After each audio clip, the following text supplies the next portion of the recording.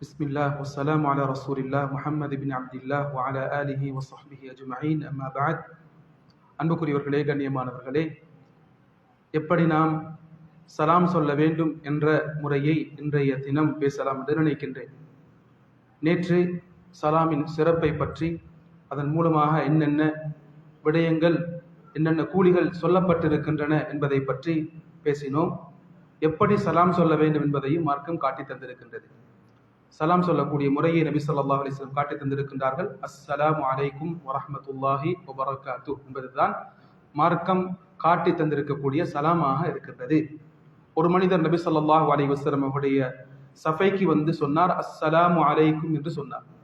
நபி ஸல்லல்லாஹு அலைஹி வஸல்லம் சொன்னார்கள், அஷ்ருன் 10 என்றார்கள். கண்ணியமானவர்களே, இன்னும் ஒருவர் வந்து சொன்னார், அஸ்ஸலாமு அலைக்கும் வரஹ்மத்துல்லாஹ் என்று சொன்னார்.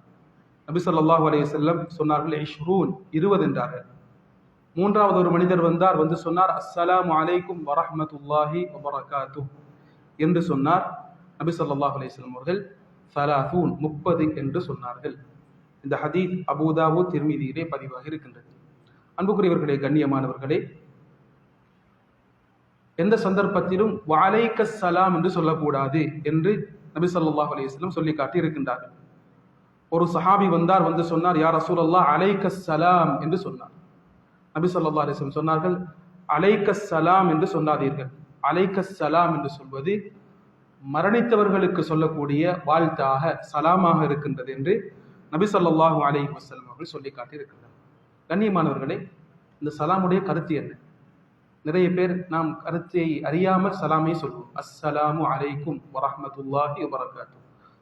அஸ்ஸலாமு அலைக்கும் என்றால் உங்களுக்கு சாந்தி உண்டாகட்டும், ஈடேற்றம் உண்டாகட்டும். அப்படி என்றால் உங்களை பற்றி என் மனதிலே எந்த ஒரு தப்பெண்ணமும் கிடையாது, நல்லெண்ணம் தான் இருக்கின்றது, பாதுகாப்பு தான் இருக்கின்றது. என் மூலமாக எந்த ஒரு ஆபத்தும் உங்களுக்கு ஏற்பட மாட்டாது, உங்களுக்கு எப்பொழுதும் பாதுகாப்பே கிடைக்கட்டும்.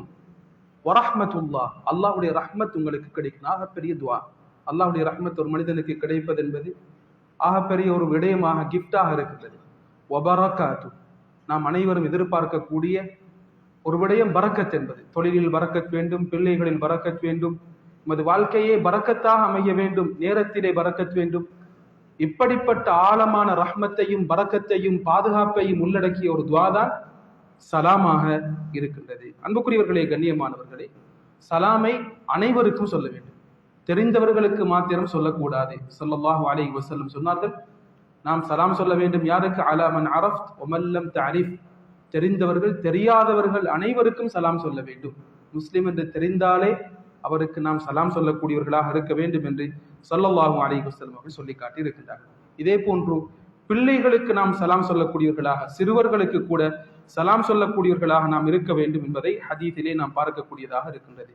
இதே போன்று ஸல்லல்லாஹு அலைஹி வஸல்லம் சொன்னார்கள், யுஸல்லிமுர் ராகிப் அலல் மாஷி, வாகனத்திலே பயணிப்பவர் நடந்து வருபவருக்கு சலாம் சொல்ல வேண்டும். வல் மாஷி அலல் காயித், நடந்து வருபவர் உட்கார்ந்திருப்பவருக்கு சலாம் சொல்ல வேண்டும். வல் கலீது அலல் கதீர், குறைவாக இருப்பவர்கள் அதிகமானவர்களுக்கு சலாம் சொல்ல வேண்டும். வஸ் ஸகீரு அலல் கபீர், சிறியவர்கள் பெரியவர்களுக்கு சலாம் சொல்ல வேண்டும் என்று ஸல்லல்லாஹு அலைஹி வஸல்லம் அவர் சொன்னார். அன்புக்குரியவர்களே, கண்ணியமானவர்களே, ஒரு மனிதர் வந்து கேட்டார், யா ரசூலல்லாஹ், 2 பேர் சந்திக்கின்றார்கள், அவர்களில் யார் முதலாவது சலாம் சொல்ல வேண்டும்? இன்று இருக்கக்கூடிய ஒரு பிரச்சனை, அவர்தான் முதலாவது சலாம் சொல்ல வேண்டும், அதற்கு பின்னால் நான் தான் பதில் சொல்ல வேண்டும் என்ற ஒரு பிரச்சனை மனதிலே சில நேரங்களிலே தோன்றலாம்.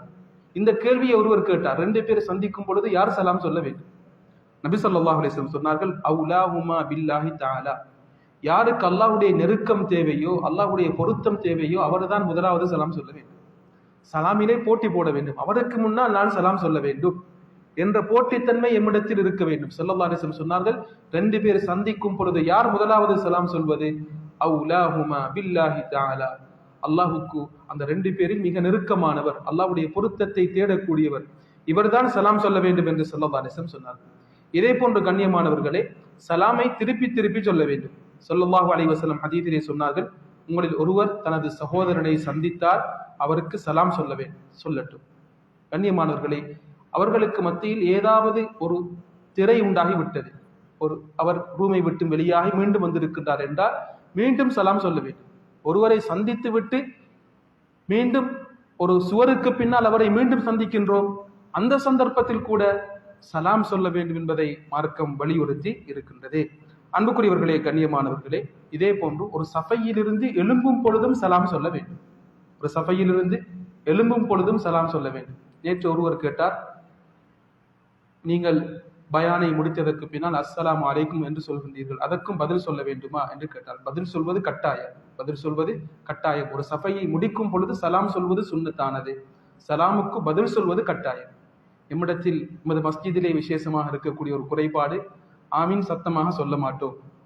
இதே போன்று சலாமுக்குரிய பதிலும் சொல்வது மிக சத்தம் குறைவாகத்தான் இருக்கும். நபி ஸல்லல்லாஹு அலைஹி வஸல்லம் மீது ஸலவாத் சொல்லக்கூடிய சத்தமும் மிக குறைவாகத்தான் இருக்கும். இதிலே நாம் போட்டி போட வேண்டும். சப்தமிட்டு ஆமீன் சொல்ல வேண்டும். வலத்தாலீன் என்று ஆமீன் இமாம் சொன்னால் சப்தமிட்டு ஆமீன் சொல்ல வேண்டும். வலைக்கும் ஸலாம் என்று சப்தமிட்டு நாம் சொல்ல வேண்டும். இதே போன்று ஸலவாத் சொல்லக்கூடிய விஷயத்தில் எம்மிடமிருந்து ஒரு சப்தம் வர வேண்டும். இதில் போட்டி போடக்கூடியவர்களாக இருக்க வேண்டும். இதே போன்று வீட்டுக்குள் நுழையும் பொழுது சலாம் சொல்வது சுன்னத்தானது. குர்ஆனிலே அல்லாஹ் சுப்ஹானஹு வ தஆலா இதை வலியுறுத்தி இருக்கின்றார். ஃபஇதா தகல்தும் புயூதன், நீங்கள் வீட்டுக்குள் நுழைந்தால் ஃபஸல்லிமு அலா அன்ஃபுஸிக்கும் தஹிய்யத்தன் மின் இன்டில்லாஹ் முபாரகத்தன் தய்யிபா, வீட்டில் உள்ளவர்களுக்கு நீங்கள் சலாம் சொல்லுங்கள் என்று அல்லாஹ் சுப்ஹானஹு வ தஆலா சொல்லி காட்டி இருக்கின்றார். நபி ஸல்லல்லாஹு அலைஹி வஸல்லம் அவர்கள் வீட்டுக்குள் நுழையும் பொழுது மனைவிமார்களுடைய பெயரை சொல்லி சலாம் சொல்வார்கள். அஸ்ஸலாமு அலைக்கி யா ஆயிஷ் என்று நபி ஸல்லல்லாஹு அலைஹி வஸல்லம் அவர்கள் மனைவியின் பெயரை சொல்லி சலாம் சொல்லக்கூடியவர்களாக இருந்திருக்கின்றார்கள் என்று ஹதீஸிலே பதிவாக இருக்கின்றது. அன்புக்குரியவர்களே, கண்ணியமானவர்களே, முஸ்லீம் அல்லாதவர்களுக்கு சலாம் சொல்ல முடியுமா என்று கேட்டால் அந்த சலாமை நாம் சொல்லக்கூடாது. அவர்களுக்கு நாம் சொல்லக்கூடிய வாழ்த்துகள் இருக்கின்றன. நாம் முஸ்லீம் அல்லாத, முஸ்லீம்கள் குறைவாக இருக்கக்கூடிய ஒரு நாட்டிலே இருக்கின்றோம். இந்த நாட்டிலே இருக்கக்கூடிய நாம் அவர்களையும் மதித்து நடக்க வேண்டும். அவர்களுக்கு வாழ்த்து தெரிவிப்பதற்கு நிறைய விடயங்கள் இருக்கின்றது. ஷிர்க் ஏற்படாத வகையிலே அவர்களுக்கு நாம் வேண்டிய வாழ்த்துக்களை சொல்லலாம். அவர்கள் சலாம் சொன்னால் அவர்கள் அஸ்ஸலாமு அலைக்கும் என்று சொல்கின்றார்கள். இப்படி சொன்னால் மார்க்கம் சொல்கின்றது, வலைக்கும் ஸலாம் என்று சொல்லாதீர்கள், வலைக்கும் என்று சொல்லுங்கள், வலைக்கும் என்று சொல்லுங்கள், இப்படி முடித்துக் கொள்ளுங்கள். அதிலே நாம் ஹிக்மத்தாக, டிப்ளமேட்டிக்காக நாம் நடந்து கொள்ள வேண்டும். மனதை நோடித்துக் கொள்ளக்கூடாது. நீங்கள் முஸ்லீம் அல்லாதவர்கள், உங்களுக்கு நாங்கள் இப்படியெல்லாம் பதில் சொல்லக்கூடாது என்றெல்லாம் சொல்லக்கூடாது. மார்க்கம் சொல்கின்றது வலைக்கும் என்று சொல்லுங்கள். நபி ஸல்லல்லாஹு அலைஹி வஸல்லம் அவருடைய வீட்டுக்கு யஹூதிகள் வருவார்கள். வந்து சொல்வார்கள், அஸ்ஸாமு அலைக் என்று சொல்வார்கள். அஸ்ஸாமு அலைக், உங்களுக்கு நாசம் உண்டாகட்டும் என்று சொல்வார்கள். நபி ஸல்லல்லாஹு அலைஹி வஸல்லம் வளமையாகவே வலைக்கும் என்று மட்டும்தான் சொல்வார்கள். ஒரு நாள் இவர்கள் சொன்ன சலாம் ஆயிஷா ரலியல்லாஹு அன்ஹா அவர்களுக்கு கேட்டுவிட்டது. ஆயிஷா ரலியல்லாஹு அன்ஹா கோபப்பட்டார்கள். வலைக்கும் ஸாம் வல்லஅனா, உங்களுக்கு சாம், உங்களுக்கு கேடு, சாபம் உண்டாகட்டும் என்றார்கள். நபி ஸல்லல்லாஹு அலைஹி வஸல்லம் சொன்னார்கள், ஆயிஷா, அல்லாஹு தஆலா மிருதுவானவன், அல்லாஹ் மிருதுவாக நடப்பதை விரும்புகின்றான். சொஃப்னஸுக்கு அல்லாஹு தஆலா எதற்கும் கொடுக்காத பல பாக்கியங்களை கொடுக்கின்றான். நாம் மிருதுவாக நடந்து கொண்டால் நிச்சயம் நமக்கு வெற்றி இருக்கின்றது. நான் அவர்களுக்கு சொல்லக்கூடிய பதில் வலைக்கும் என்றுதான் இருந்தது என்று நபி ஸல்லல்லாஹு அலைஹி வஸல்லம் அவர்கள் கற்றுக்கொடுத்தார்கள். அல்லாஹ் சுப்ஹானஹு வ தஆலா உலகத்திலும் மறுமையிலும் வெற்றி பெற்ற கூட்டத்திலே எம் அனைவரையும் ஆக்கி அருள்வானாக. வாஹிர் தஅவானா அல்ஹம்துலில்லாஹி ரப்பில் ஆலமீன். வஸ்ஸலாமு அலைக்கும் வரஹ்மத்துல்லாஹி வபரகாத்துஹு.